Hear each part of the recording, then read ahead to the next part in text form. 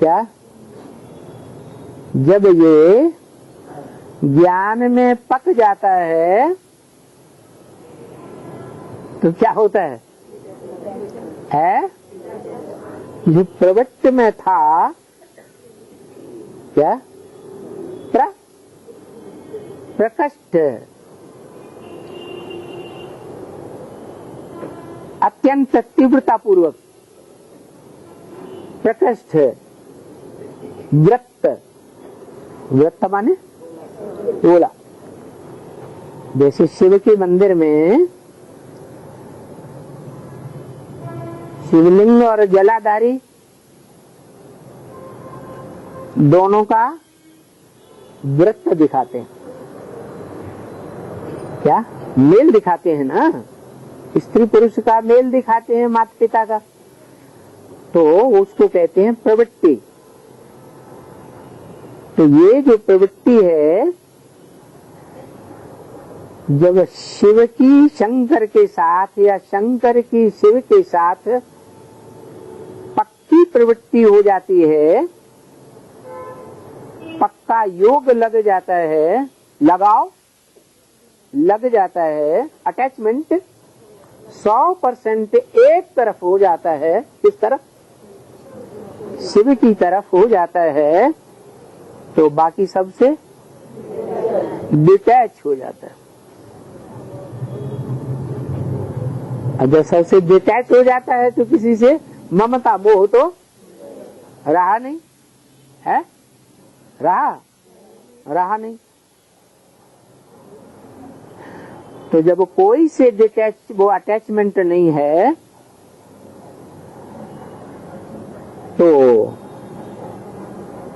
जैसे शिव का कोई से अटैचमेंट नहीं है, वो तो सदा निराकार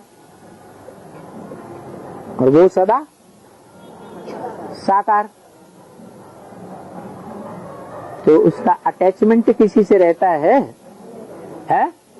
नहीं रहता, नहीं रहता है।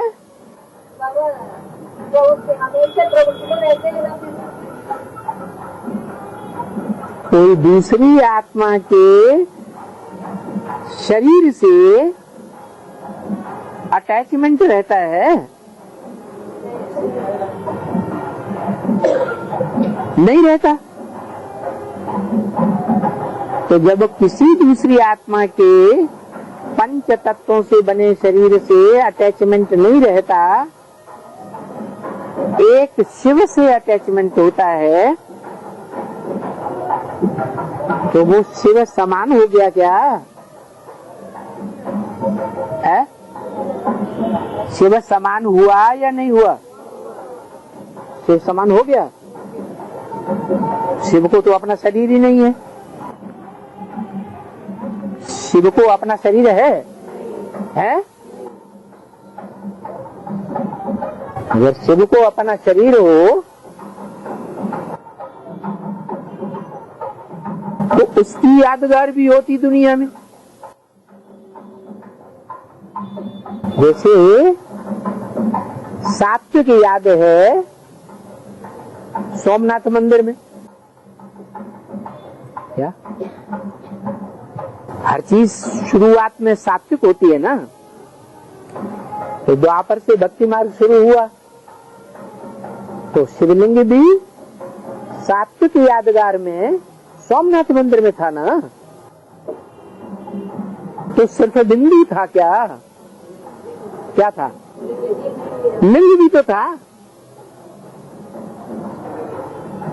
और उसको लिंग होता नहीं, होता है। तो मुरली में ब्रह्म वाक्य में ये किसने कहा? मेरे लिंग की ही पूजा होती है, है?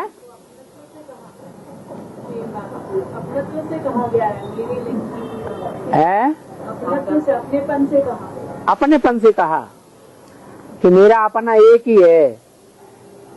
जैसे वो नीचे वाला, मेरा तो एक शिव बाबा, दूसरा न कोई।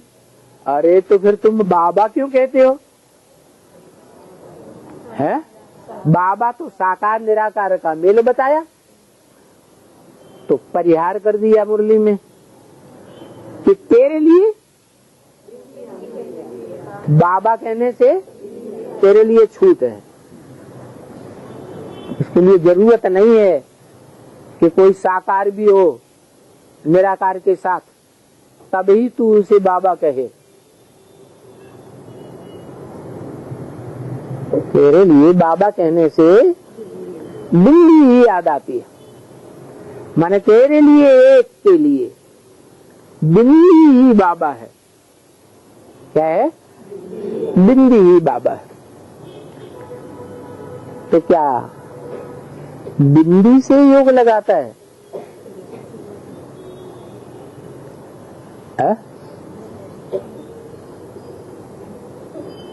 जो बिंदी है वो बिंदी स्वयं आत्मा है कि नहीं? जो स्वयं बिंदु है वो बिंदी से योग लगाता है। अरे जैसे बिजली के दो तार हैं, एक नेगेटिव एक पॉजिटिव, दोनों का मेल होता है तभी तो करंट आता है, नहीं है? तभी कुछ खरतेल निकलेगा, नहीं तो थोड़ा ही निकलेगा। तो जो मनुष्य सृष्टि का बाप है वो शिव समान ज्योति बिंदु तो बनता है, फिर भी कुछ उसके मुकाबले अंतर रहता है या नहीं रहता है? क्या?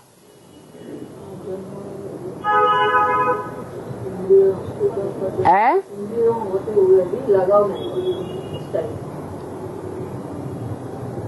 वो भी तो इंद्रिय वाले में ही प्रवेश करता है। वो जब आता है तो इंद्रियों वाले शरीर में ही तो आता है। है? हाँ, वो अपन नहीं है, शरीर में आता है लेकिन शरीर उसका अपना नहीं है, और वो नीचे वाले का अपना शरीर है, लेकिन शरीर में लगाव नहीं रहता। जब संपूर्ण योगी हो जाता है तो देह में लगाव नहीं रहता, भले दबाव नहीं रहता, फिर भी सार रूप में देह रहती है या नहीं रहती?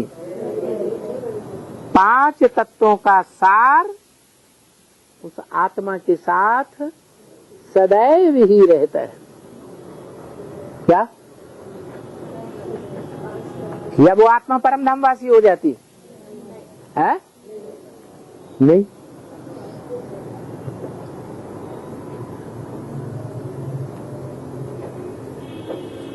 परम धाम वासी नहीं होती, लेकिन परम धाम की स्टेज को यहाँ इसी सृष्टि पर अपने ही अंदर उतार लेती।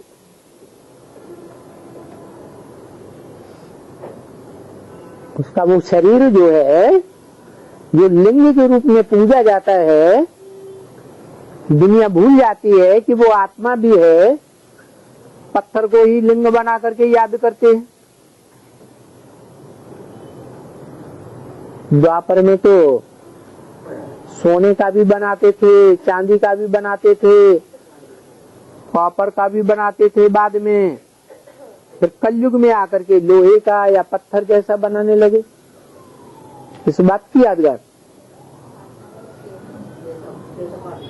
है कि वो जो लिंग रूप है वो 4 अवस्थाओं से पसार होती है आत्मा। सत्व प्रधान सतयुग में सोने का लिंग, सत्व सामान्य, रजत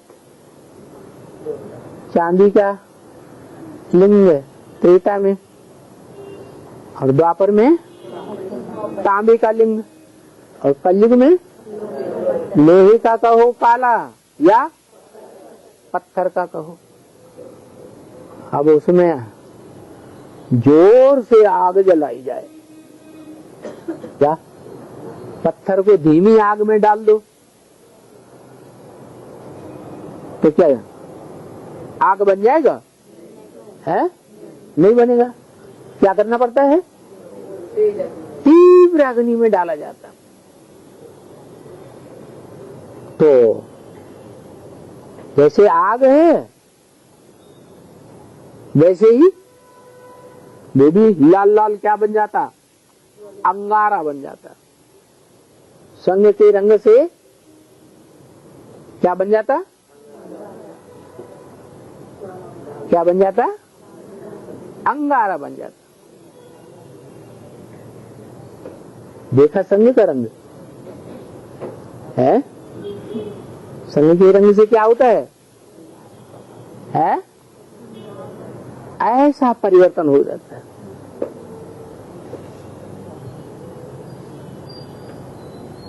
है? जानत तुम ही हुई जाए।